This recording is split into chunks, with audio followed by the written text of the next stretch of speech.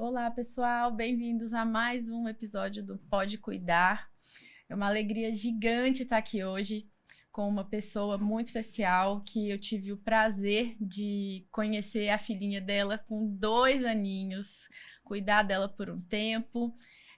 Mais uma mãe que vem falar sobre a caminhada dela, sobre onde esses lugares, onde o autismo levou ela, assim, até agora um caminho muito rico mesmo, de história, de experiências, e hoje ela está aqui para falar com a gente. É a Carol. Carol, muito bem-vinda, viu? Seja muito bem-vinda. Eu tô super feliz de você estar aqui hoje. A sua história é muito bacana, assim, eu acho que é uma história muito rica mesmo. E eu tô muito feliz de você estar aqui para conversar hoje, contar de você. Eu vou pedir para você se apresentar, para começar contando de onde você quiser aí, contar um pouquinho da sua formação, quem é você, quem é a Luísa, tá bom? E a Joia. gente vai conversando. Tá, joia. Obrigada, Rebeca. O prazer é todo meu. Uma alegria estar aqui hoje com você. Recebi esse convite com muito carinho e estou super feliz de estar aqui. Legal. Falar um pouquinho de como que eu cheguei até aqui, né? Uhum, com certeza. Eu sou advogada, tenho 21 anos de formada, Uhum. atuo com direito militar e consumidor, mas muito mais importante que isso, eu sou mãe de uma menina autista, não verbal, nível 3 de suporte, a Luísa, que é a razão de tudo, a luz dos meus dias. Uhum. E por ela fui cada vez mais estudando e aprendendo, e me aprofundando, né, nas questões do autismo. E já tem um tempo, não muito tempo, tem só 7 meses, é bem recente, Uhum. mas tem um projeto, né, no Instagram, que é o Jornada Te Ajudo. Começou assim, de tantas famílias me procurarem, por indicação dos próprios profissionais que cuidam da minha filha, Uhum. falando, Carol, a Luísa é um exemplo para nós de intervenção precoce bem-sucedida. Chegou uma família aqui que precisa de ajuda, eles não sabem nada sobre autismo, tiveram um diagnóstico recentemente, precisam de algum suporte, você não quer explicar para eles o que você fez com a Luísa logo desde o início? Aí eu passava horas fazendo áudio, vídeos, fotos, telefonemas. E a vida é muito corrida, eu tenho Luísa, eu tenho meu trabalho, eu tenho a minha vida, né? Minha família mora longe, eu não tenho família próxima. E eu precisava ir para um lugar que eu pudesse atingir mais pessoas. Aí foi a ideia de construir esse Instagram, Uhum. onde eu coloco dicas, insights, pensamentos, ensinamentos, conhecimentos sobre autismo. Uhum. E tenho tido, graças a Deus, um ótimo feedback de várias pessoas nesse sentido de ajuda mesmo, né? Uhum. Por isso a ideia, né, do Jornada Te Ajudo, que é para ajudar as famílias. Uhum. É um Instagram voltado mesmo para pais, mães e cuidadores de crianças com autismo, né? De Legal. crianças autistas. Perfeito. É lindo demais essa iniciativa, teve um resultado muito rápido, né? Igual você falou, 7 meses e você já tá com pessoas do Brasil inteiro te acompanhando e pedindo mesmo por esse tipo de informação, né? Sim. Muito em breve vou ter um curso gravado, Uhum. vou ter também materiais que a gente vai disponibilizar, tenho feito palestras, já faço mentoria com algumas famílias. Uhum. E ainda é um começo, mas está indo muito, muito bacana. Estou bem Tá. satisfeita com Uhum. o feedback das pessoas, com tanto carinho que eu recebo. Uhum. E, assim, é uma surpresa para mim, né? Que sou da área jurídica, não sou da área da saúde, não sou da área da educação. As palestras que eu faço também recebo muito carinho, muita gratidão. Uhum. Porque eu acho que é um tema que é bastante relevante, as pessoas têm pouco conhecimento ainda. Sim. Um conhecimento prático de quem vive o autismo no dia a dia. Sim. É mais nesse sentido mesmo. Então, quando as pessoas te chamam para dar palestra, é nesse sentido, para falar um pouco sobre o autismo, assim, na parte técnica, mas também para compartilhar do dia a dia. Como é que é essa questão das palestras, assim, que às vezes você dá? Não, normalmente, eu fiz várias palestras já e foram todas incríveis. Já fiz Tá. palestras em igrejas, palestras em escolas. Em escolas eu já fiz tanto com crianças, quanto com pais, Legal. quanto com os profissionais da escola. Uhum. Né? Professores, coordenadores, ATs, né? Acompanhante terapêutica. Uhum. que, para quem não sabe, crianças com laudo, independente de ser uma escola pública ou privada, elas têm, né, essa necessidade e desse acompanhamento de acompanhante terapêutica dentro de sala de aula. Uhum. E cada lugar tem uma abordagem, mas é mais nesse sentido de o que é o autismo, como tratar a pessoa com autismo, Tá. como que você olha para essa pessoa, como que você consegue incluí-la naquele ambiente, como que você compartilha um sentimento, ou como que você compartilha um conhecimento. É mais nesse sentido mesmo. Legal. E aí tem diversas instituições procurando mesmo, né? Igual você falou, foram diferentes públicos que você deu a palestra, então acaba que existe uma demanda diferente agora, né? Assim, gente, vem aqui falar, quem conhece do assunto, vem aqui falar pra gente sobre isso, né? Sobre o autismo, sobre como incluir e tal, isso é muito positivo, né? Pra inclusão, assim. Sim, a gente nota que são várias abordagens. Uhum. Eu fiz uma palestra em empresa, foi na Microsoft Brasil, em São Paulo. Aí era um olhar, assim, mais corporativo, para pessoas adultas que também estão descobrindo o diagnóstico agora. Legal. Por conta do diagnóstico dos filhos, se descobrem autistas também. E aí fazem toda uma ressignificação de toda a sua história, desde a adolescência até a infância. Conseguem entender algumas coisas que não entendiam antes.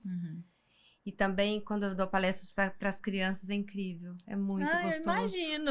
Eles são tão curiosos, Que eles legal. fazem muitas perguntas. É uma graça, é assim... Acho que é transformador. E quando a gente faz palestra, assim, para profissionais, né? Que aí são professores. Eles têm muitas dúvidas de como tratar o aluno. Como fazer no dia a dia, adaptação de material.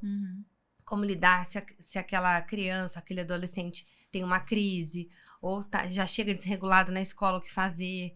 Eles têm dúvidas, assim, aí são mais pontuais de acordo com a necessidade deles do dia a dia em sala de aula.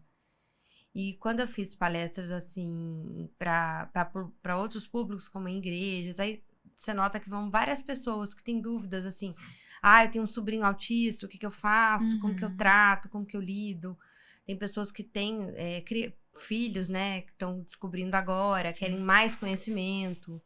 Então, para cada público, a gente nota uma dificuldade, uma necessidade, uma descoberta. Que legal. Eu não tinha, assim, eu não conheci ninguém que tinha feito palestra para criança, sabe? Nesse tema. Nossa, deve ser maravilhoso, né? Foi muito incrível. Muito legal, incrível. Teve um que falou para mim, assim, 6 aninhos.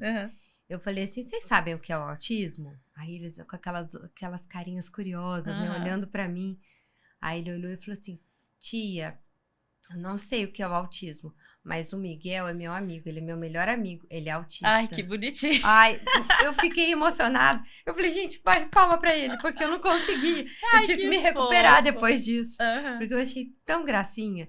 E eles perguntam, tia, mas ele vai falar? Quando é uma criança não verbal, a maior dúvida deles. É a primeira pergunta sempre, né? Eu vejo isso também. Lá em casa eu vejo isso. Meus filhos perguntam, ele é autista? Eu falo, é autista. Mas ele fala? E aí sempre essa é a primeira pergunta, né? Eles perguntam, ele vai falar? Teve um que perguntou pra mim, tia, você acha que um dia ele não vai ser mais autista? Ah, que legal. É outra dúvida que as crianças têm, que eu achei muito bonitinho. Eles perguntam assim, por que tem uns que falam, outros que não, se todos são autistas? Eles têm várias dúvidas. Que legal. Gente, isso chama a gente para um lugar também, assim, de informar mais as crianças em relação a isso, né? Porque, assim, lá em casa, os meninos sabem que eu tenho 2 filhos, né? Então, eles sabem que eu trabalho maior parte do meu tempo com crianças com autismo. Então, eles perguntam muito. Inclusive, um paciente meu, que até hoje ele entrou na mesma época que a Luísa entrou, ele entrou comigo e ele vem comigo até hoje, sabe? Eu tô atendendo ele até hoje. E ele era da sala do meu mais velho. Passou bastante tempo na sala do meu mais velho. Então, assim, ele sempre me perguntava, ele é autista, né? O que ele tem e tal. E eu explicava. Então, eles sabem muito por causa do meu dia a dia. Mas tem crianças que não têm a menor vivência, né? Com outras crianças autistas. E é interessante que eu perguntei uma vez para uma paciente minha, que já é um pouco mais velha, ela tem 11 anos. E aí eu perguntei para ela, não, mas você sabe o que é autismo e tal? E ela assim, não, eu não sei o que é, sabe? Então, acho que fica um convite mesmo para falar assim, gente, a gente precisa falar mais sobre isso de uma maneira clara e coesa ali para as crianças, porque elas estão precisando entender também o que é isso, né? Como que é isso, quais são as diferenças, por que uns falam, por que outros não falam, e entre outras diferenças também, né? É diferente a abordagem quando a gente fala com crianças. Uhum. E eles são muito curiosos, eles têm Legal. muitas dúvidas. Eu queria dar palestra em todas as escolas, para as crianças, Uhum. porque eu acho que muitas coisas eles levam depois para os pais. É verdade. Sim. Né? Eu até tive relato dessa escola que eu fui convidada para fazer com as crianças. À noite, o pai escreveu no meu Instagram, escreveu assim, meu filho chegou em casa encantado, porque conheceu uma menina autista que fala por um tablet. Eu levei a minha filha depois que lá. Legal. E eles se juntaram todos em volta de Luísa, porque Luísa fala por um tablet. A Luísa fala através de um iPad, né, de comunicação. E muitas perguntas sobre isso também as pessoas têm. É um iPad 9ª geração. E ele funciona através do TD Snap. É um aplicativo de comunicação. Existem outros, mas ainda hoje acho que esse é o mais completo, o mais eficaz. Ele é tão bom. Ele só não é muito democrático, porque eu acho que ele deveria funcionar também pro Android, né? Pro Android ele só funciona, né, no Apple. Sim. E aí, a partir da 9ª geração do iPad, você consegue instalar esse aplicativo e usar. Mas esse pai escreveu pra mim, nossa, meu filho chegou encantado. Disse que hoje é o dia do autismo, que foi no dia 2 de abril.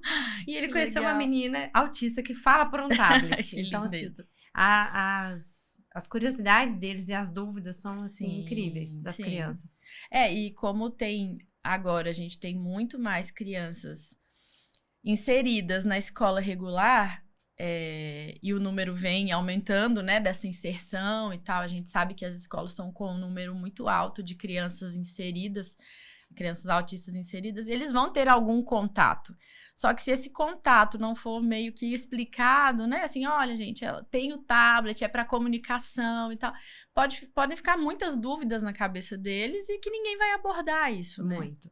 Uma coisa interessante, assim, eu faço todo ano uma carta de apresentação. Perfeito. E até disponibilizei no meu Instagram gratuitamente. E nessa carta de apresentação eu entreguei para cada um dos professores, plastifiquei e imprimi. E depois, na reunião de pais, pedi autorização para os pais. Mandei na agenda de cada colega da minha filha. Por quê? Para dizer, olha, esse ano você vai ter uma colega autista. Ela não fala, ela se comunica por um tablet. Que legal, Carol. Ela precisa se regular dessa forma, ela fica irritada dessa forma, ela fica feliz dessa forma. Se ela tiver uma crise, ajudá-la dessa forma. Tudo sobre ela tá nessa carta de apresentação, porque é uma questão diferente, né? E dentro dessas diferenças, a gente precisa incluir. Inclusão é isso. A gente precisa que o outro entenda as diferenças. Perfeito. Eu fiz essa carta, mandei. Eu acho que todas as escolas deveriam ter. Sim. Para toda criança de inclusão, uma carta de apresentação. Exatamente assim. O que a criança gosta, o que não gosta, o que deixa feliz, o que deixa irritado. Se ela se desregular, o que tem que ser feito para que ela se acalme e volte a se concentrar. Eu acho que seria muito mais fácil se cada família providenciasse uma carta dessa e entregasse para a escola. Tá. Mas como que você chegou nesse ponto, assim, de fazer essas coisas práticas para facilitar a inclusão? Como é que você adquiriu esse conhecimento? Assim, porque muita família não tem. Como é que você chegou nisso? Foi bastante estudo, Rebeca. Muito, né? Tempo estudando, me dedicando, acompanhando de perto com os terapeutas da minha filha, cada um deles, relatórios e reuniões. Eu fui realmente estudando e me inteirando cada vez mais do autismo, porque a minha ideia era mesmo ser especialista no autismo da minha filha. Tá. No autismo da Luísa, assim. Não, aí, você não tinha a ideia de ser, por exemplo, uma advogada especialista em causas do autismo, tanto que você manteve a sua linha de atuação outra. Sim. Então, são coisas diferentes para você, né? Diferentes. Tá. Eu continuo atuando, né, na minha área, que é direito militar mesmo, e direito do consumidor. Às vezes aparecem alguns casos de pais de crianças autistas que querem que eu faça, eu faço. Inclusive, faço em parceria com uma amiga. Tá, legal. Que ela é especialista na área de direito de saúde. Então, a gente faz juntas esses casos. Mas, assim, procurei não ter muito esse viés jurídico, pelo Tá. menos dentro da minha página, não. A minha Uhum. página é voltada mesmo para pais, mães e cuidadores de crianças Legal. autistas. Claro que a gente não consegue se desvencilhar, É. né? Porque a minha formação é advogada, Sim. né? Eu tenho 21 anos de formada, né? Mas eu procuro não dar muita pincelada jurídica dentro do meu Instagram, porque Tá. é voltado mesmo para a família. Legal. Até nas palestras que eu dou, às vezes, se a empresa pede, ou, né, a escola, fala, Carol, a gente queria saber um pouco da parte dos direitos dos autistas. Eu falo. Mas se eles não pedem, eu nem falo, Tá. porque realmente não é muito essa abordagem. Legal. Não, perfeito. E sempre foi assim, essa questão da sua busca de conhecimento, dessa coisa assim de se apropriar de todas as terapias e tal, desde o início que vocês descobriram o autismo da Luísa. Você veio nisso ou teve algum momento que assim você não era muito envolvida e depois se tornou mais envolvida? Como é que foi essa parte? Porque as famílias se culpam muito também, né? Assim, no início eu não conseguia me aproximar muito das terapias, e aí depois, a partir de um momento, eu me aproximei mais. Acho que isso é uma dúvida de muita gente, sabe? Sim, eu acho que cada um tem um tempo, até de aceitação, de entender. Tem o luto, tem pessoas que ficam anos, né? Para aceitar de verdade, Sim. internamente, Sim. que meu filho é diferente. Sim. E vai ser sempre. Então, ele depende de tantas questões diferentes, né? E não é fácil, né, lidar com isso. Enquanto a minha filha tá na TO, na fono, na neuropsicopedagoga, na terapia ABA, as crianças estão no parquinho brincando, né? Não é fácil. Esse sentimento, ele é construído, eu acho. E essa construção, para cada um, tem um tempo. Sim. No meu caso, foi também uma construção. E eu sempre tive que fazer tudo muito sozinha, né? Eu me divorciei do pai da Luísa já tem 3 anos, mas mesmo quando éramos casados, sempre fiz tudo muito sozinha. Sim. Então, assim, também foi um tempo que eu precisei levar para conseguir administrar tudo que eu tinha que fazer com ela, mais a minha vida, mais o meu trabalho. Eu acho que isso para cada um é muito particular e é uma construção. Sim. Né? Acho que ser mãe a gente já tem culpa. Você virou mãe, você tem culpa. Dormiu pouco, você acha que dormiu pouco. Dormiu muito, você acha que dormiu muito. A gente tá sempre se culpando. Sim. Mas é uma construção. Isso eu também trago bastante para os pais, para as famílias que faço mentoria. Assim, não se culpe de nada. Você faz o seu melhor dentro daquilo que você entende que é a sua possibilidade. Sim. Dentro da sua necessidade, dentro do que você consegue. E cada um tem a sua história, né? A gente precisa desmistificar isso também, de, eu tinha que ter feito mais. Sim. Não. Você fez o que você conseguia no momento que foi possível. E a gente vai trabalhando e vai melhorando. Eu acho que hoje eu sou mais participativa, sei mais coisas, sim, mas já são 7 anos. Não dá para comparar também com uma família que acabou de descobrir o autismo, ou tem 1 ano que sabe, tá começando os tratamentos, ainda faz exames, busca por medicações, busca por profissionais qualificados que atendam o seu filho, é diferente. Sim. Né? A minha ideia é mesmo, assim, também acolher essas famílias, porque a gente precisa entender, assim, que cada um tem um tempo, sim, né? E a gente tem esse cuidado de pensar que, poxa, eu penso muito que há 7 anos atrás, eu costumo dizer que era mato. O autismo era mato. É verdade. Era mato, porque assim, a gente não tinha muita informação como a gente tem hoje, não tinha tanta dedicação de você entrar em algum lugar e achar as informações. Sim. Eu quero ser para outras famílias o que eu não tive há 7 anos atrás. Legal. Porque foi bastante difícil. Bastante difícil.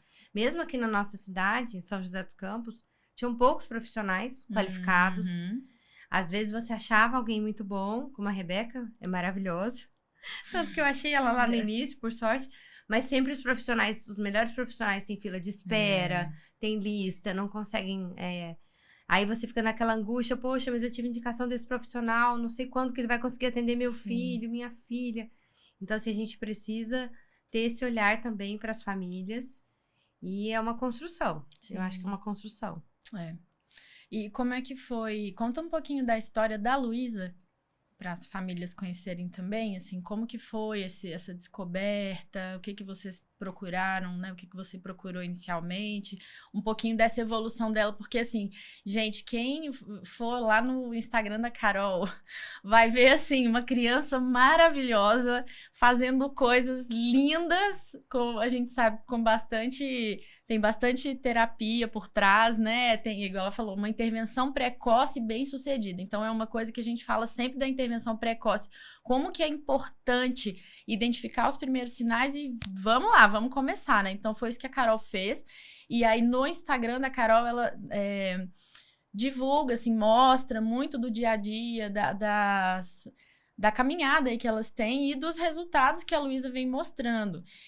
Então, acho que é muito legal as pessoas conhecerem um pouco da história para saber também assim, não, mas aí é tranquilo, né? Não, a Luísa, rapidinho, ela respondeu as terapias, foi tranquilo, é um caso tranquilo, né? E a gente sabe que não é exatamente isso, né? Não. É muito trabalho, muito né? Mais, é muito mais. O que eu falo sempre, assim, não confie nos prognósticos, confie em você. Né? A Luísa, eu vou contar um pouco da Luísa para vocês. A Luísa teve um autismo regressivo. Sim. Aos 2 anos e meio, ela teve na poda neural, ela perdeu as habilidades que ela já tinha conquistado, ela perdeu a fala funcional, perdeu o contato visual, perdeu a imitação, parou de dançar, parou de cantar, parou de olhar nos olhos. Sim. Foi muito, muito chocante, assim. E o autismo regressivo, ele é um autismo que ele dói muito na família. Com certeza. Porque você vê o seu filho sumindo na sua frente. E isso é muito assustador, muito. Sim. Exatamente nesse período, por ela ter sido uma criança prematura, ela nasceu com 30 semanas e 5 dias, pesava só 1,5 kg, cabia na palma da minha mão. A pediatra falou, você, Carol, espera, se você tiver condições, coloque a Luísa na escola só com 2 aninhos. Foi o que eu fiz. Né? Ela é de outubro, em fevereiro coloquei na escola 2 anos e 4 meses, tudo bem. Quando ela entrou na escola com 8 dias de aula, e eu sou muito grata à Fabiola, às vezes encontro com ela em lugares inusitados até hoje. Restaurante, supermercado, padaria. Eu sou muito grata a ela, porque com 8 dias de escola ela me chamou e falou, Carol, a gente observa umas diferenças na Luísa. Ela às vezes corre sem rumo, ela não olha muito pra gente quando a gente chama. Às vezes a gente chama, ela olha, às vezes não olha. Você já levou ela num neuropediatra, num oftalmo, num otorrino? Aí eu comecei a chorar, fiquei extremamente nervosa e fui questionar a pediatra. Isso há 7 anos atrás. E a pediatra falou, não, nunca observei nada na Luísa. Luísa, pra mim, tem um desenvolvimento absolutamente normal, atingiu todos os critérios de desenvolvimento em, assim, questões de... Me fugiu agora. Desenvolvimento neuropsicomotor? A gente tem etapas do desenvolvimento, sim, né? Sim. Ela atingiu todos os critérios, ela não tem nada que eu possa falar, mas a escola levantou essa hipótese, vamos investigar. E foi quando eu comecei a investigar, aí eu fui atrás da Rebeca, de terapeuta ocupacional, de fonoaudióloga, eu fui atrás de uma psicóloga de desenvolvimento infantil, e aí todas me falaram, Carol, é possível que a Luísa esteja no espectro. Eu acho que você não precisa ter um diagnóstico ainda para que você comece a intervenção. Falei, então vamos agora. Sim, legal. Vamos agora. Já comecei naquele momento e isso foi em março de 2018. Luísa só teve um diagnóstico que na época ainda não se chamava diagnóstico, chamava-se relatório médico. Em final de julho. Então ela já fazia tratamento. Março, abril, maio, junho e julho. Praticamente 5 meses já fazia. Terapeuta ocupacional, fonoaudióloga e psicóloga de desenvolvimento infantil. Ela fazia 3 terapias voltadas para o desenvolvimento dela, antes mesmo dela ter um relatório médico. Legal. Eu sei que isso não é o comum. As famílias têm muito receio, esperam ter um diagnóstico. Hoje a gente tem diagnósticos mais cedo. Na época não, em 2018 não era assim, hoje sim. Hoje, crianças com 2 anos saem com 1 ano e meio saem do consultório. E o neuropediatra fala, seu filho está no espectro. Comece as intervenções. Em 2018, isso não era assim. E comecei. Mas eu sei que isso também não é o comum. Eu costumo dizer que eu tive um final de semana de luto, e foi mesmo. Eu chorei copiosamente por um final de semana inteiro.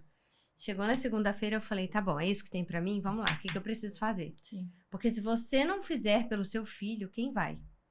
Se você não se dedicar e descobrir como você ajuda o seu filho, quem vai fazer por ele?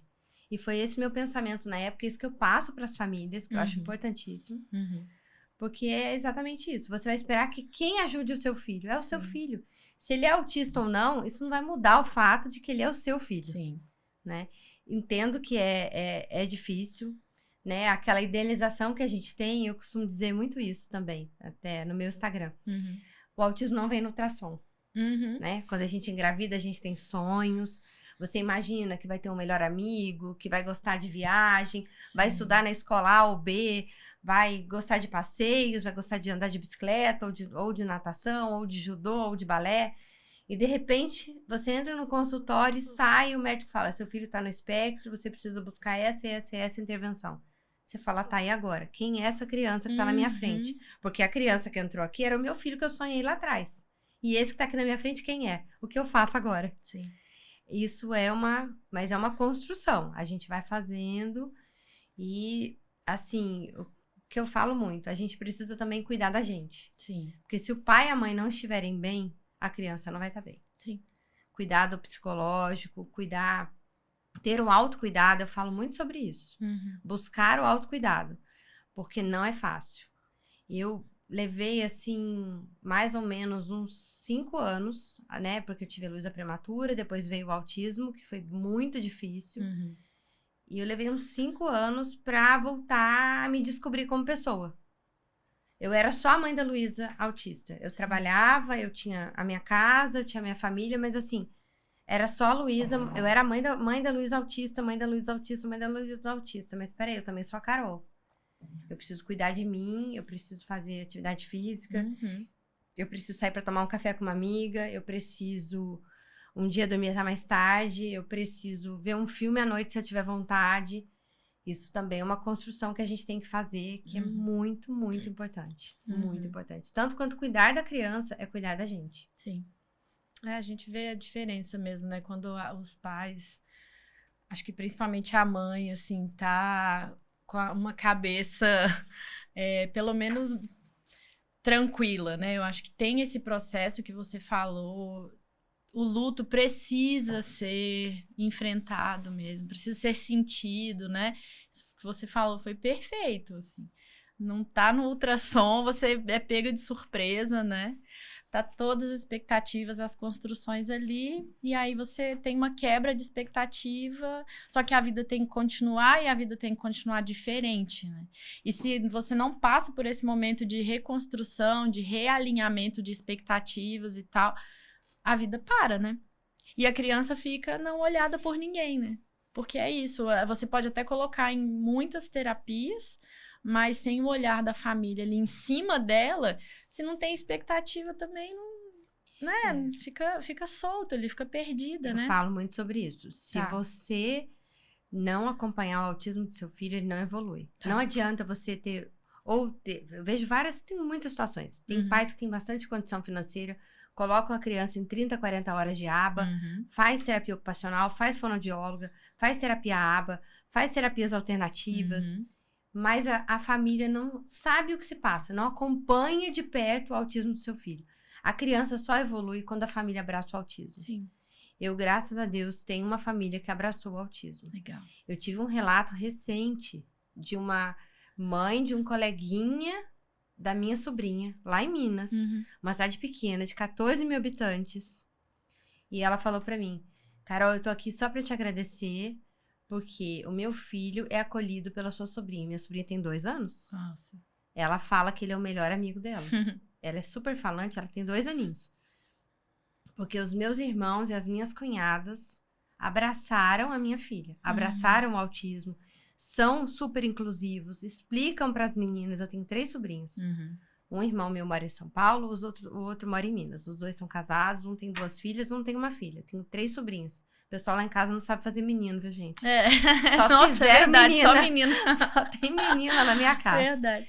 E eu recebi esse relato dessa mãe, tirei um print e mandei pra minha cunhada. Ela Que ficou super legal. surpresa, porque assim, Eu tenho uma sobrinha de 2 anos e uma de 4. Isso foi com a de 2. E a mãe veio falar pra mim que o filho dela é autista, ele é não verbal. E a Helena é super inclusiva com ele, adora ele, fala que ele é o melhor amigo e brinca com ele, estimula muito ele. Sim. E isso é incrível. Eu acho que esse vem muito de casa. A gente certeza. precisa conscientizar as pessoas para espalhar isso. Porque assim, hoje a gente tem um estudo recente, de abril de 2025, que 1 a cada 30 crianças é autista. Então, por que eu preciso saber de autismo se meu filho não é autista? Seu filho pode não ser autista, mas você pode ter um sobrinho autista, você pode ter um primo autista, você pode ter que o seu filho tenha um colega autista na escola, você pode vir a trabalhar com uma pessoa que é autista ou que tem um filho autista. Hoje, todo mundo precisa entender o mínimo como é o autismo. Sim. Porque ele está inserido na nossa sociedade, no nosso meio cada vez mais. O estudo que a gente teve recente agora dos Estados Unidos fala que 1 a cada 31 crianças é autista.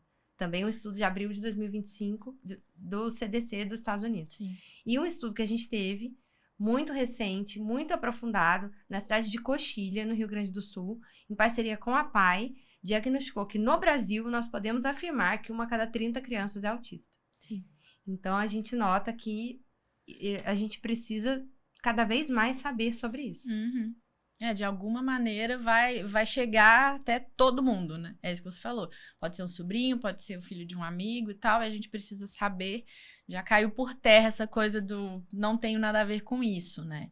Eu sei que tem muitas pessoas que ainda precisam, sim, dessa conscientização, né? De entender, de não banalizar o que tá acontecendo ali, né? É uma birra, é uma criança mal criada e tal. Isso aí ainda acontece e a gente precisa trabalhar contra isso, né? Mas eu entendo que é através da conscientização mesmo, de falar, de levar informação do jeito que você está fazendo, de querer alcançar essas famílias mesmo, porque eu vejo também que algumas famílias, passando por esse processo de luto, se retraem, né? Fica assim, não, eu não vou falar pra ninguém, eu não vou deixar meu filho usar um cordão de identificação, eu quero, assim, negar o máximo de tempo possível, e a gente vê que é parte do processo, né? Mas quando vocês chegam e se colocam ali e falam, olha, tá aqui minha carta de apresentação da minha filha, ela gosta disso, ela não gosta daquilo e tal. Isso ajuda, né? Isso ajuda. Quando vocês se posicionam, isso ajuda muito. Isso que eu tentei trazer aqui nesse podcast, que é falar assim, gente, vamos falar sobre isso, a gente precisa entender para incluir. E a gente só entende quando vocês, que têm lugar de fala, falam. Né? Porque eu sou profissional, eu trabalho com isso, sei lá, há 10 anos, mas o meu lugar de fala é diferente do seu. Você tá sentindo ali na pele. Então, quando eu vejo pais e mães se posicionando, é muito diferente. O movimento é muito diferente, sabe? É uma linguagem menos técnica e mais acolhedora, mais esclarecedora, sabe? Então, foi muito o meu objetivo, esse, sabe? Trazer família mesmo para falar sobre isso. Porque assim, eu falo do autismo do ponto de vista de quem vive o autismo no dia a dia. Você não era da área, você não tinha nada a ver com isso. Eu não sou da área, não sou da área da educação, não sou da área da saúde, sou advogada, tenho uma formação jurídica, não tem absolutamente nada a ver. Mas foi uma questão, assim, que eu resolvi estudar e me aprofundar mesmo, para ajudar não só a Luísa, como todos os autistas. Esse é o meu propósito hoje de vida, né? Bem interessante, eu tenho notado isso. A evolução da Luísa, claro que tem a ver com bons profissionais, que ela tem acesso graças a muito trabalho, graças a Deus. Mas uma dedicação, sabe, de cada vez buscar mais conhecimento, mais estratégias para que a vida dela seja cada vez melhor. E é isso que eu procuro passar para as famílias também, dentro de tudo que eu venho fazendo. Como é possível você ter uma vida diferente do que você imaginou lá no ultrassom, mas uma vida leve, uma vida fluida, uma vida feliz, ela é possível. Né? A gente consegue ter essa construção dentro de todos os prognósticos, né? É o que você falou, né? Que a Luísa tinha muitas coisas e ela vem evoluindo, graças a Deus, muito bom. E como que estão as terapias dela hoje? O que ela faz hoje, assim? Hoje ela faz escola regular, ela tá no 4º ano, né? Na sala dela são 14 crianças, só tem ela, né, com diagnóstico na salinha dela. Ela faz natação, ela faz terapia ocupacional, fonoaudióloga, terapia ABA. Ela faz fisioterapia, porque a Luísa tem 3 problemas de coluna. Ela faz neuropsicopedagoga, que foi também, para mim, um divisor de águas. Legal. A neuropsicopedagoga ajuda demais na questão da alfabetização. Ela deslanchou nessa questão de alfabetização. A Luísa tá começando a ler, escrever e a falar. E ela também faz uma terapia chamada REAC, que poucas pessoas conhecem. Ela chama-se REAC, eletroestimulação transcutânea. Tá. É super diferente.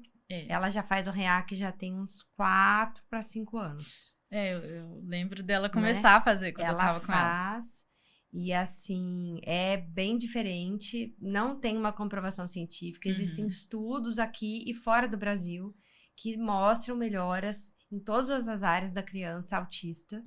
Na parte de cognição, na parte de concentração, na parte de reduzir a irritabilidade, aumentar a forma como eles conseguem se entender mesmo, sabe? É um aparelho que parece uma impressora. Tá.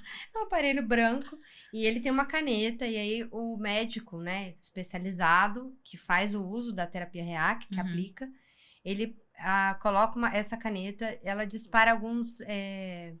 Tipo impulsos? Um impulso elétrico que vai pro cérebro da criança com uma caneta, assim, são pontos na orelha. Tá. Não tem nem dolor, não tem contraindicação e não tem também nenhum efeito colateral. Tá.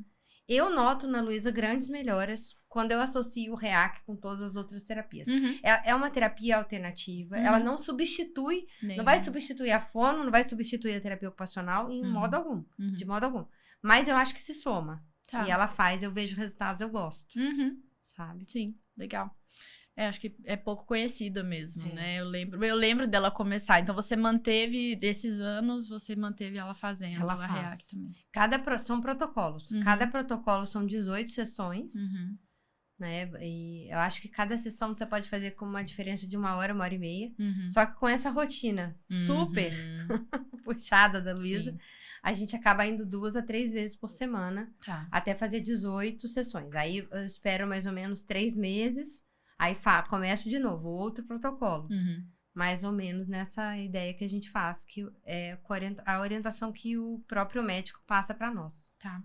E fala um pouquinho da comunicação alternativa, que eu acho que é um ponto, assim, que é a coisa mais linda da Luísa, né? Ela usando o tablet, você mostra um pouco isso no Instagram. E as famílias ficam muito curiosas, eu acho, para saber como chegar nesse ponto, assim, de uma comunicação tão funcional, que a gente também sabe que não é muito fácil, né? Não é fácil. Eu iniciei com a Lulu, sempre com orientação e ajuda, né, da fonoaudióloga, com PECs, que são figuras. Né? E existem vários mitos também dentro da comunicação aumentativa alternativa. Quando a gente deve usar a comunicação aumentativa alternativa? Quando a criança tem dificuldade na comunicação, quando ela não tem a fala funcional ou quando ela tem a fala funcional prejudicada, de alguma forma. Esse é o ponto que a gente tem que iniciar o CAA com a criança. Luísa começou com PECs, que eram figuras. Bem no início, a gente trocava os PECs com ela por coisas que ela queria. Por exemplo, a gente tinha uma figura de um copo d'água. Ela me entregava e eu entendia que ela quer um copo d'água.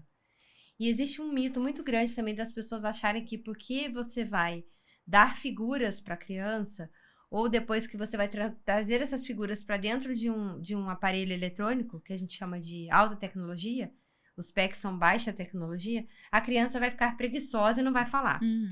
Esse é um mito muito grande. Ao contrário, a comunicação aumentativa alternativa, ela estimula a fala da criança. Porque ela está vendo a figura normalmente tem escrito embaixo o que é, né? Era uma figura de um copo d'água, embaixo estava escrito água. E com o tempo, depois de muito treino, bastante esforço da fono, em casa e tudo mais, dos terapeutas que acompanham minha filha, a AT domiciliar também, ela conseguimos passar dos PECs para o tablet, porque era um livro, esse livro era separado, casa, aí tinham as figuras de casa, escola, parque, viagem, não sei, pode fazer, não pode fazer. A gente tinha um livro. Esse livro foi ficando gigante, eu já não aguentava mais carregar. Eu produzia essas figuras em casa, porque eu sou dessas, né? Eu sou uma mãe que tem uma plastificadora em casa, uma impressora preta e uma impressora colorida. Porque é uma vida inteira produzindo material de terapia para ela. Aí já não cabia mais no livro. Vamos passar para o tablet. Passamos para o tablet. E no início, eu confesso que eu fiz um curso de comunicação mentativa alternativa para eu entender como que eu podia usar aquilo. Eu entrei em pânico no começo. Eu falei, gente, eu não vou dar conta disso aqui nunca. Eram muitas páginas, página da escola, página dos familiares, página dos profissionais que cuidam da Luísa, página de sentimentos, página de alimentos. Eu falava, meu Deus, eu não vou conseguir isso aqui. Socorro, Deus. Mas não. A gente nota que a coisa flui. Você vai ganhando essa habilidade. Ali, né? Você vai ganhando essa habilidade. Legal. E ela foi se adaptando muito rápido, mais rápido que a mãe, porque eles têm essa capacidade, a gente se assusta, mas eles têm essa capacidade de surpreender a gente. Ela foi se adaptando, ela fala muito rápido no tablet, e agora, com 9 anos, a Luísa voltou a falar. Ela hoje está falando algumas palavrinhas, algumas de forma funcional, outras a gente tem que pedir por repetição, mas ela consegue reproduzir, o que já é um grande avanço. Ela está começando a falar, e a gente nota que como o CAA foi importantíssimo para ela. Legal. Como a comunicação mentativa alternativa estimulou tanto na fala, quanto na compreensão dela, quanto com essa troca. Hoje ela consegue fazer frases inteiras. No início, a gente tinha uns packs, era assim, água, água. Hoje ela consegue falar para mim, eu quero água gelada agora, mamãe, por favor. Foi uma frase inteira, complexa, que uma criança falaria. Sim. E ela está começando a falar. Hoje ela fala água, né? Ela não consegue ainda fazer a frase inteira para mim. Mas água já está saindo, entre outras palavras. Ela já está falando mamãe, vovó. Algumas coisas que a gente, há uns anos atrás, era inimaginável. Inimaginável. Legal. Nossa, que conquista, né? Que legal.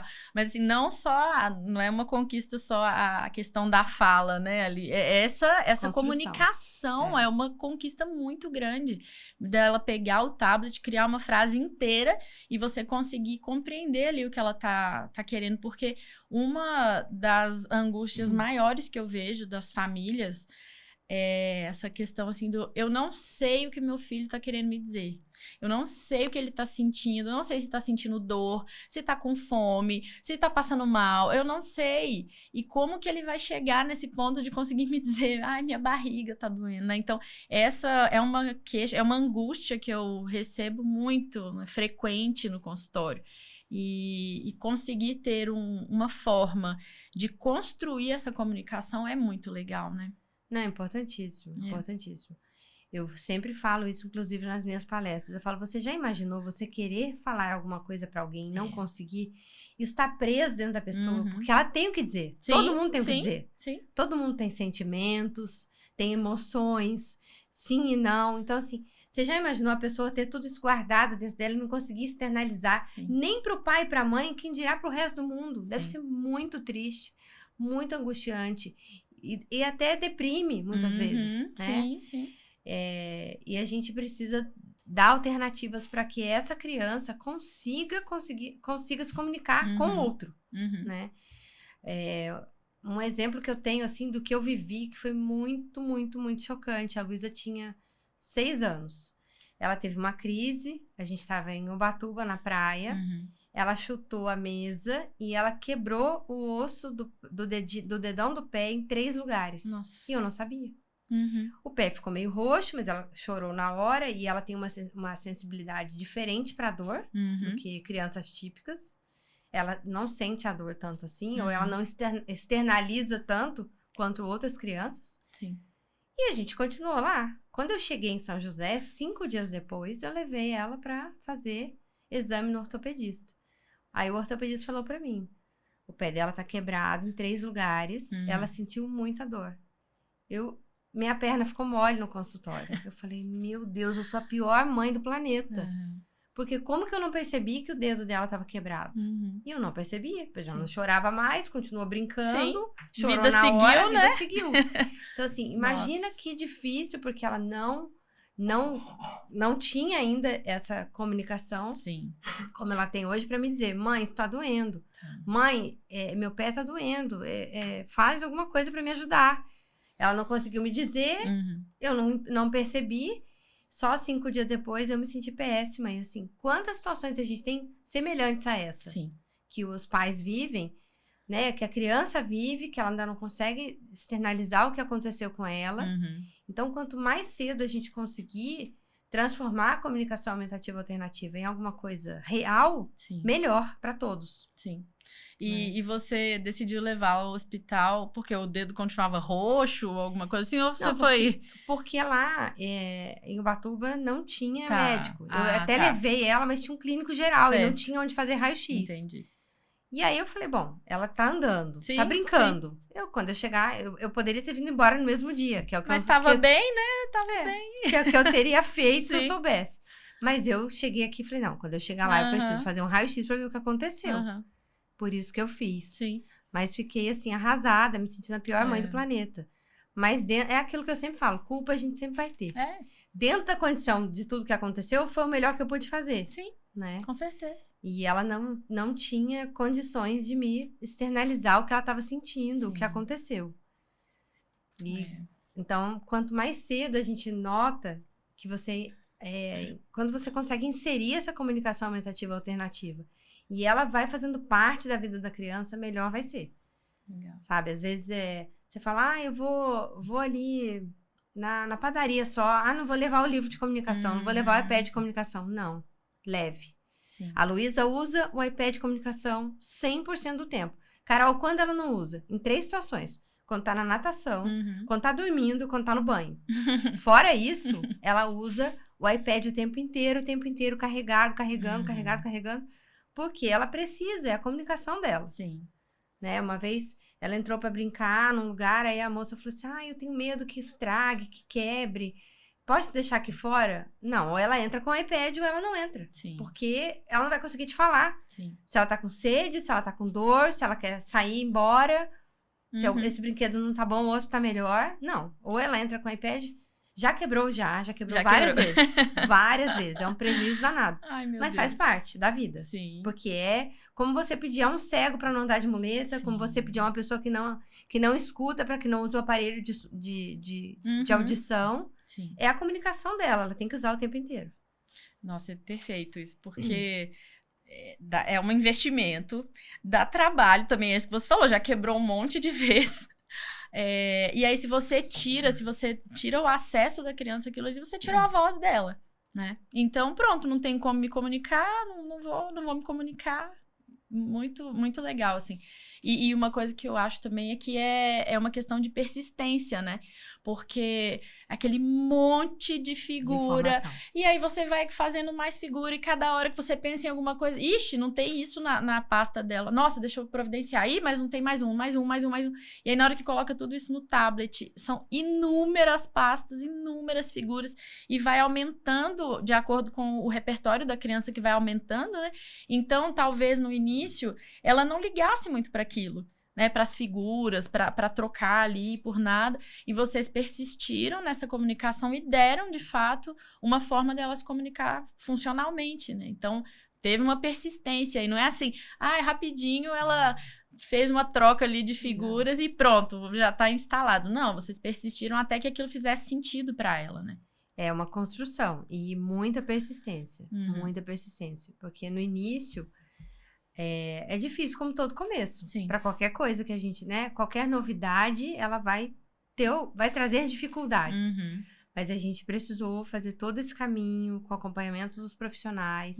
Todos os terapeutas usam a comunicação aumentativa alternativa. A gente faz reuniões da equipe interdisciplinar dela. Todos têm que saber o que está acontecendo. E tudo vai estar dentro daquele iPad. Tudo está dentro da comunicação aumentativa alternativa dela. Tudo. Os consultórios das pessoas, os nomes das pessoas. A comunicação dela tem que estar inteira ali.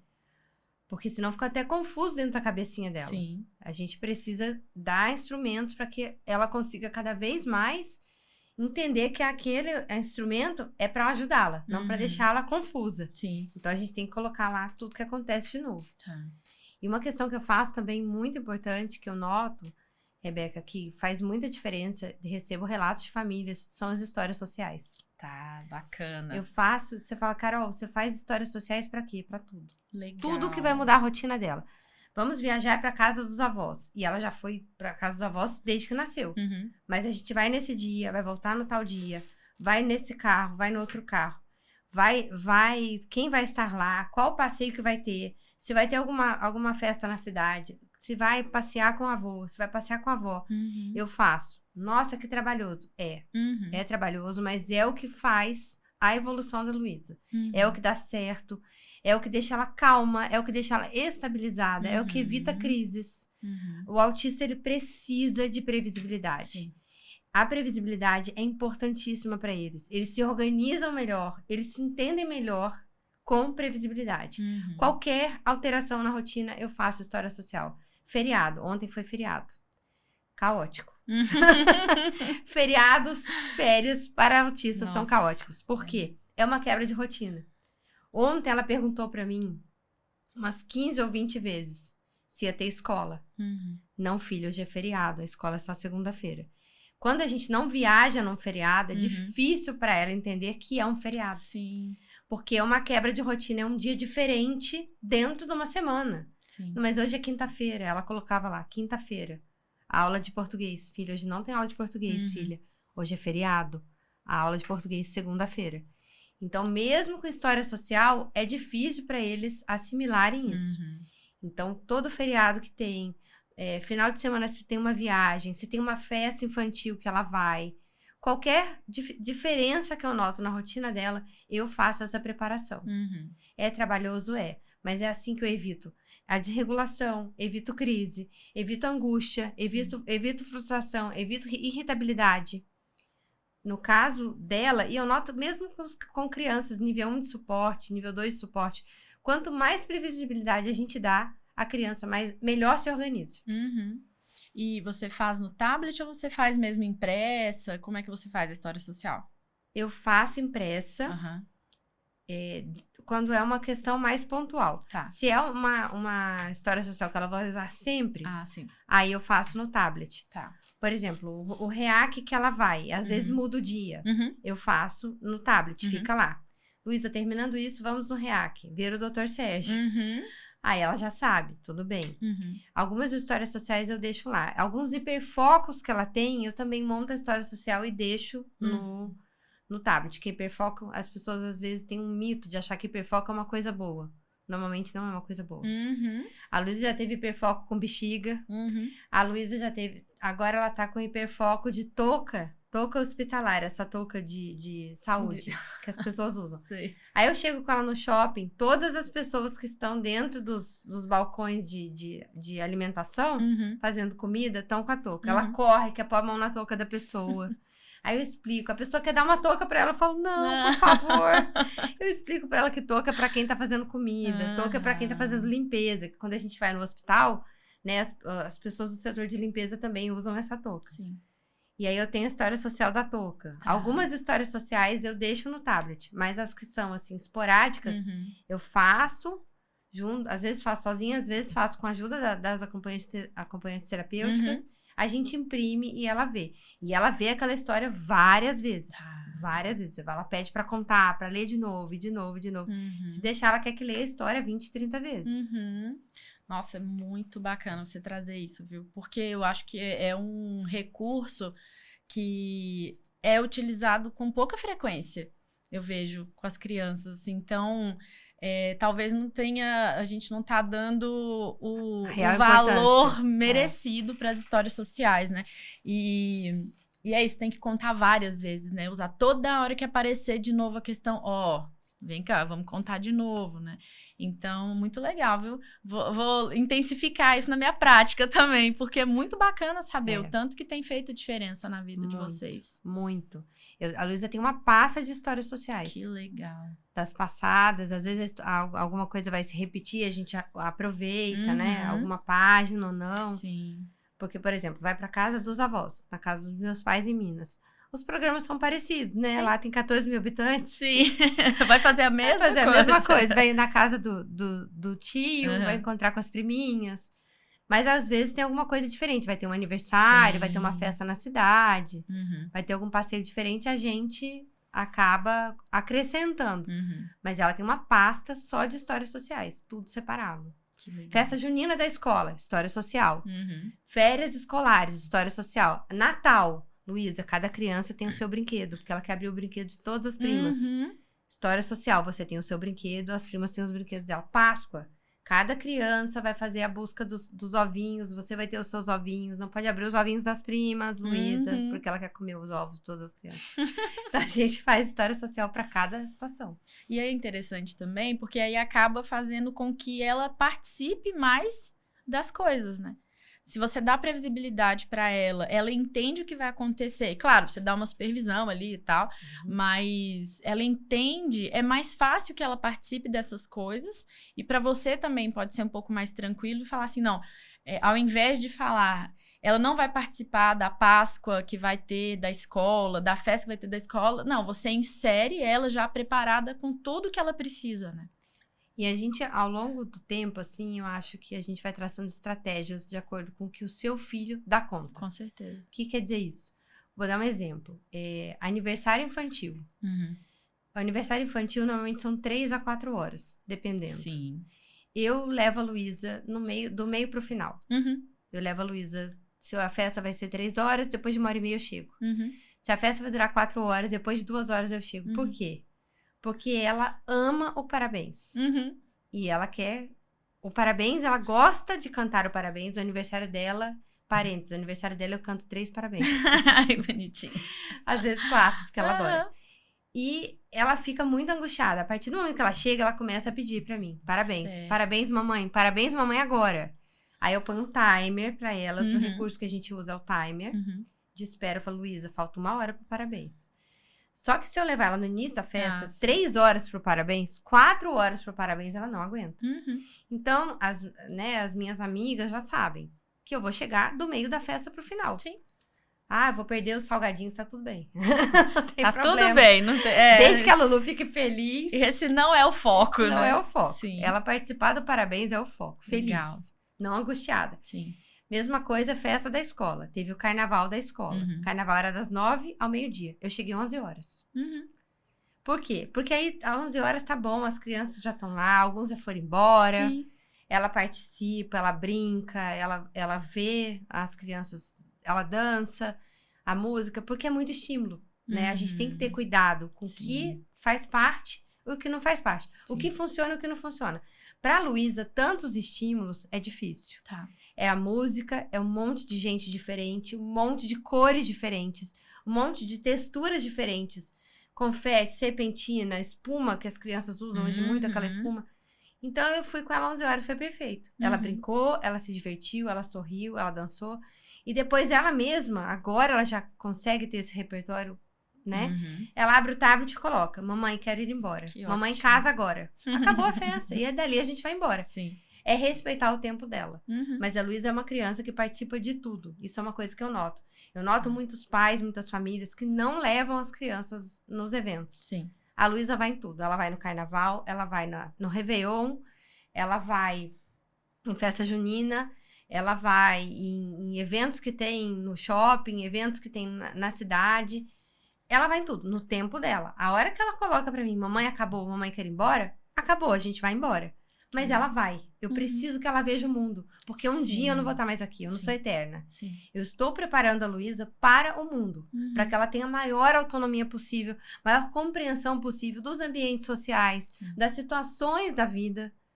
Né? Privar o seu filho, porque ele é autista, nível 3 de suporte, não verbal, grave, de ir no shopping, de ir no mercado, de ir no hortifruti, de participar de uma festa junina, de participar de um carnaval, você não está ajudando seu filho, você está prejudicando. Uhum. Isso é outra coisa que eu falo muito com as famílias. Sim. E eu vejo pouco. Eu levo a Luísa com cordão de autista no pescoço, sempre, Uhum. porque às vezes ela corre e abraça uma criança que ela nunca viu. Uhum. Aí a mãe olha pra mim, quem é essa pessoa? Né? Sim. Então eu já explico, ela é autista, ela gosta de abraçar, ela gosta muito, ela é muito Uhum. carinhosa. Uhum. porque eu acho que a gente precisa informar e levar as nossas crianças para fazerem parte da vida, de tudo. A sociedade precisa se adequar, né, gente? Sim. É essa a verdade, porque é o que tem rolado no Instagram, assim, o meu filho faz terapia para brincar com o seu, então ensine o seu filho também a ter contato com o meu. Isso, para mim, não é clichê, não. Para mim, isso é maravilhoso, porque é uma frase que tem rolado aí, mas tem que rolar mesmo, porque faz todo sentido. É isso, a Luísa faz muitas horas de terapia e vai acontecer dela correr, talvez pegar alguma coisa que tá na mão de uma pessoa. E aí você vai falar, olha, ela é autista, ela tá aprendendo muita coisa, mas isso ainda é uma dificuldade dela. E a gente sabe que existem pessoas que vão olhar e falar assim, nossa, imagina, tá tudo bem, toma, leva a touca, né? E outras que vão falar assim, você tem que educar melhor a sua filha, né? E porque eu já vi pacientes acontecendo isso com pacientes meus. E imagino que você já tenha passado por alguma situação dessa, né? De pessoas que não têm nenhum conhecimento, são pouquíssimo empáticas e que... Eu acho que eu até fiz uma live com uma juíza. Uhum. Ela participa de várias questões, o filho dela é autista, ele tem 20 anos. Uhum. Então, se eu tenho 7 anos de autismo na minha vida, ela tem 18 na vida dela, né? Ela tem uma bagagem muito grande, é uma pessoa super culta, super estudiosa da causa e buscou leis e diretrizes também para que a gente chegasse onde a gente chegou hoje. Muito teve do esforço dela lá atrás. Sim. Acho que toda a comunidade autista é grata a ela, doutora Keila, tem minha maior admiração. E ela tava falando, cara, hoje, mais do que empatia, as pessoas têm que entender sobre civilidade. Certo. Que a civilidade é maior do que empatia. Né? E quando ela me trouxe isso, eu fiquei muito pensativa, porque faz muito sentido. Né? Eu tenho 2 exemplos muito claros, assim, na minha vida. A Luísa faz natação desde os 9 meses, ela tá com 9 anos. Uhum. Então, hoje ela nada melhor que a mamãe. Bem melhor que a mamãe. Que legal. Diga-se de passagem, muito melhor que eu. E assim, ela tem uma melhor amiga na natação. A Gabi, ela é apaixonada pela Gabi. A Gabi vai fazer 5 anos, a Luísa vai fazer 10. E a amizade delas é assim... Acho que eu não tenho nem palavras pra dizer, porque é de uma pureza, tem um significado tão grande. E eu acabei ficando amiga da mãe por conta das duas, né? E quando foi, hoje é sexta, hoje é sexta, né? Sexta. Quando foi na quarta, a Luísa tava muito desregulada já por conta do feriado. E ela se desregulou e ela me beliscou e beliscou a Gabi. E a Gabi começou a chorar. Aí eu falei, ai, Gabi, perdoa, a Lulu não fez por mal, ela ama você. E ela chorou e ficou assim, depois ela entendeu, porque o meu maior receio é esse, né? Que a Luísa tenha uma situação de se desregular, né? De perder o controle, de a irritabilidade tomar uma proporção maior. E ela afastar uma criança que ela gosta. Isso é uma preocupação muito grande. Sim. Mas eu já convivo há um tempo com elas, né? Com a mãe, com a Vanessa e com a Gabi. E elas entenderam. Não, Carol, tudo bem, eu pedi desculpas. Ela, não, você não tem que pedir desculpas. A gente entende e tal. Você nota aí, mais que empatia, a civilidade. Legal. Agora, tem um outro pai na natação, que a Luísa sempre corre, que é abraçar a filha. Joga beijo pra menina. E a menina olha pra Luísa... o que eu vou falar agora é bem grave, mas ela olha pra Luísa assim com medo, como se a Luísa fosse um monstrinho. E o pai olha pra mim como se eu fosse uma pessoa completamente maluca. Tá. Eu ainda quero descobrir qual que é a escola, quero ir lá dar uma palestra. Ótimo. Pros pais, quero dar uma palestra Sim. pros pais e também pras crianças. Sim. Porque assim, é preciso se desmistificar isso. Eu fico muito triste porque é de uma pureza muito grande da Lulu. Ela corre, quer abraçar a criança. E a criança olha pra ela com medo, né? Agora, quem trouxe esse medo pra dentro da cabecinha dela? Ela não nasceu com isso, né? Eu costumo dizer que os filhos são um reflexo da educação que os pais dão. E é mesmo pra tudo. Também nessa questão da inclusão. Sim. Se você não explicar pro seu filho que tem uma criança que não enxerga, que tem uma criança que vai depender de cadeira de rodas porque tem uma paralisia motora, que tem uma criança que se comunica por um tablet, como a minha filha, porque ela é não verbal. Uma criança que às vezes se desregula e fica irritada e não fez aquilo por mal, é porque ela não soube expressar a sua emoção. A gente está trabalhando agora as emoções com a Luísa, que é uma questão difícil para crianças nível 3 de suporte. Lidar com a emoção, né? Entender, estou irritada, estou nervosa, estou angustiada, estou triste, estou frustrada. A gente tá começando a trabalhar isso com ela, tem 9 anos. Então, assim, quantas questões envolvem isso? Mas muito mais que isso é a civilidade, mais que a empatia. Eu acho que falta civilidade para muitas pessoas. Olhar, ele já sabe muito bem que a Luísa é autista, que ela tem as dificuldades dela, comportamentais, sentimentais, né? E por que não olhar para ela com um pouco mais de empatia, com um pouco de civilidade? Né? Não, é colocar isso na cabeça da filha. A filha olha para ela com medo, isso é muito triste. Sim. É o que você tá falando, ela pode até, no primeiro momento, ter ficado assustada, né? Assim, poxa, vem alguém correndo pra me abraçar e tal. Mas quem sustentou esse medo, né? Por que o pai não conversa assim, olha, é assim, isso pode acontecer mais e tal. Por que não fazer isso, né? Então, quem sustentou acaba sendo o adulto mesmo, né? Assim, não, fica aqui mais pro lado, não vamos chegar muito perto. Então, isso é pavoroso mesmo, né? É uma ação pavorosa mesmo de um adulto que é quem tem que ter a responsabilidade da inclusão, né? Porque eu tenho visto... De ensinar, porque eu tenho visto que as crianças respondem muito rápido ao que a gente ensina para elas sobre inclusão. Então, teve um episódio muito legal do meu filho também, que eu fiz um aniversário dele, e aí eu chamei o coleguinha, que é autista, e a turminha toda já sabia, já conhecia. E aí eles estavam num lugar que tinha um monitor, e aí o monitor falou assim, agora a gente vai gritar bem alto, parabéns! Porque eles queriam cantar o parabéns, eles iam gritar bem alto. E ele falou isso, aí um outro coleguinha da turma levantou a mão assim, mas tio, o fulaninho não gosta que grita nada. Então, vamos, né? Não vamos gritar muito alto, porque ele vai ficar assustado. Aí, o monitor ficou super desconcertado, sabe? E aí, ele então tá bom. Então, vamos gritar baixo, né? Assim, aí todo mundo, parabéns, sabe? Por causa da criança. E, assim, foi do coleguinha. Ele que teve essa iniciativa, porque convive com uma criança que tem autismo já há algum tempo, né? Então, foi muito legal. Essas ações, as crianças aprendem muito rápido sobre isso. Mas se o adulto não sustenta, né? Se o adulto não ensina, de onde que ele vai aprender, né? Então, é muito lindo mesmo. Eu fico apaixonada com essas histórias das crianças, assim, como que elas respondem rápido ao que a gente ensina para elas sobre inclusão, né? É muito bacana, a gente nota isso. Quando eu fui dar essa palestra nas escolas, para as crianças, eu notei muito isso, né? A iniciativa foi da escola, que eu achei incrível, né? Trazer raro, né? Isso, raro, porque assim, ensinar as crianças que o outro é diferente e tá tudo bem. Sim. Né? Que ninguém é igual a ninguém. Sim. Né? É exatamente sobre isso. A gente precisa trazer cada vez mais que é diferente e tá tudo bem. Né? Não tem essa coisa de, mas vamos excluir, ele é esquisito, ele é estranho. Não, ninguém é esquisito ou estranho. A pessoa é diferente. Sim. E tá tudo bem. Porque ninguém é igual a ninguém. Sim. Né? Cada um tem uma especialidade, cada um tem uma facilidade e uma dificuldade, né? Por isso que a gente vive em sociedade. Senão cada um morava na sua própria ilha e tava tudo certo. Sim. Né? Eu sou boa numa coisa, mas sou muito ruim em outra. E no que eu sou ruim, a outra pessoa é boa. Sim. E é isso que faz o mundo melhor. Sim. Eu acho que nós sempre fomos diferentes, né?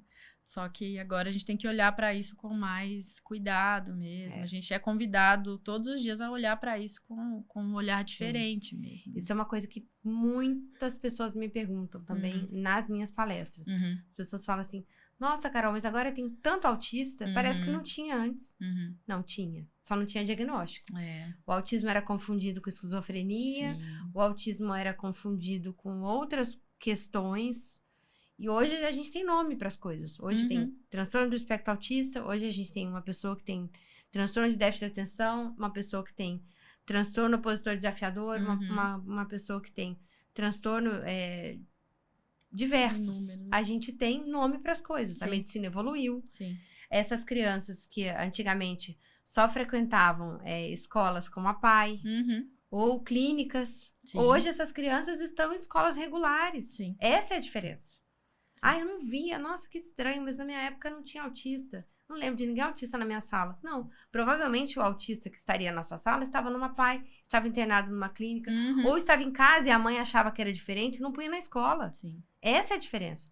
Hoje, essas crianças que têm diagnósticos, que têm laudos, elas estão inseridas na sociedade. Elas estão numa escola regular, seja ela pública ou privada. Essa é a única diferença. Sim. É perfeito, é isso mesmo. E fala um pouquinho mais da mentoria que você vai começar a oferecer. Explica um pouquinho como que vai ser. Sim. Eu tô gravando meu curso. Logo ele vai estar disponível. E a mentoria que eu faço é assim, uma mentoria com os familiares e com cuidadores de autista. Eu também tenho tido muita procura de professores. Olha que interessante. Ah, legal. Que pra mim foi uma surpresa positiva, Sim, né? sim. Tem professores que me procuraram, Carol, tem muitas crianças autistas na minha turma. Eu sinto uma necessidade de entender a prática no dia a dia. Porque já fiz cursos, mas os cursos são voltados muito pra parte teórica. Sim. Eu quero saber como que eu lido com o meu aluno ali, na sala de aula, no meu dia a dia. Então, isso também é muito interessante, porque eu achava, quando eu tava montando o curso, a minha ideia inicial era muito voltada para os pais só. E ter essa procura por profissionais foi uma surpresa positiva, Legal. né?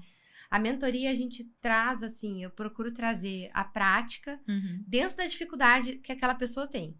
O pai ou a mãe, eu tenho uma dificuldade maior comportamental no dia a dia, eu não consigo ir com meu filho no shopping. Como que eu vou fazer para isso? É totalmente diferente de um cuidado que você vai ter e não substitui o que você vai ter. Uma fono, uma terapeuta ocupacional, uma neuropsicopedagoga, né? Carol, faço terapia REAC, faço terapia ABA. Não. A mentoria ela é voltada para você, para que você consiga ter um dia a dia mais fluido, mais leve, mais feliz com seu filho, ou com seu aluno, ou com seu paciente. Eu quero trazer ideias práticas de como você consegue lidar no dia a dia. Sabe? Eu tava com o meu paciente no consultório. Ele entrou numa crise e hoje já chegou no meu consultório desregulado. Sabe? Aí a gente vai fazer uma investigação. Como que tá a família? Como que foi antes dali? Né? Eu tive relato de uma mãe que o filho chegou na escola desregulado e ela não tinha ideia. Aí a gente começou a fazer todo um estudo. Tá, mas por quê? E depois ela foi entender que porque ela tinha falado pra ele no jantar que no almoço ele ia comer frango. E ela esqueceu e serviu carne. Ele não consegue se comunicar, ele tem uma comunicação ainda muito prejudicada.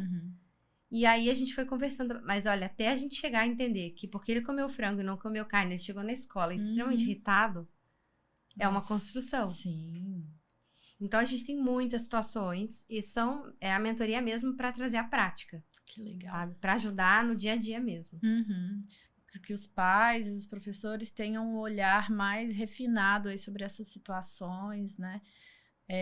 Eu entendo que os profissionais que acompanham as famílias tentam trazer esse olhar, orientar, fazer treinamentos, mas eu tenho pensado que não tá suficiente. Não tá efetivo. Não tá mesmo.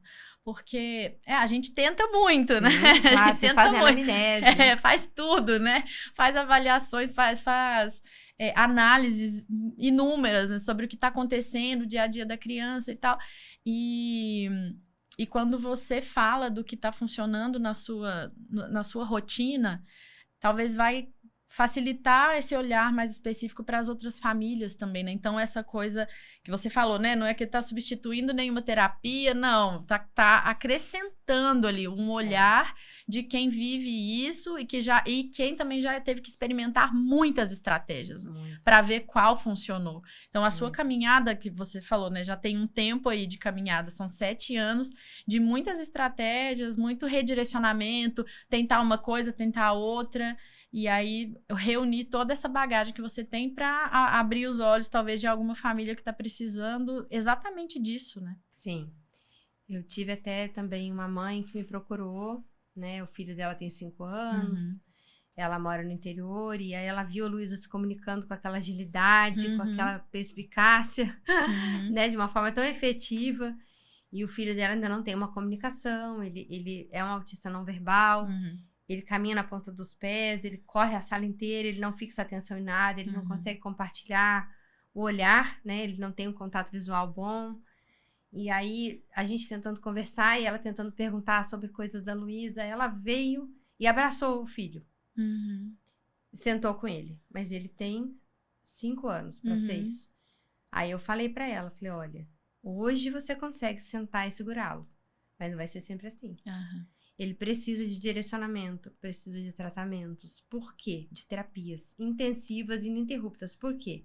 Porque hoje ele tem 5, 6 anos, você consegue segurar e colocar no seu colo.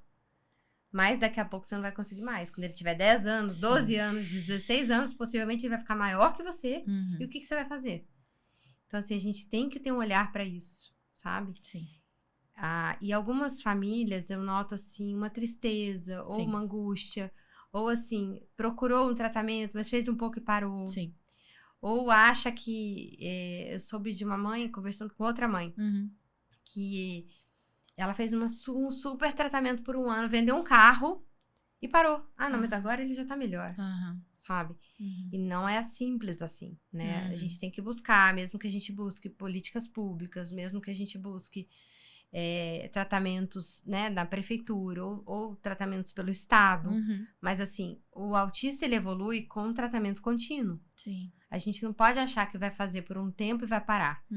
Né? Numa dessas escolas que eu fui, também tinha uma menina que eu vi, aí a AT relatou pra mim, falou, Carol, tem semana que vai na terapia, semana que a família não leva, tem semana que toma medicamento, semana que não toma, então o tratamento dela fica prejudicado, né? Sim. A gente tem que ter essa consciência, esse comprometimento, né? Isso é uma coisa que eu falo bastante também na minha mentoria. Eu procuro trazer isso também no meu Instagram.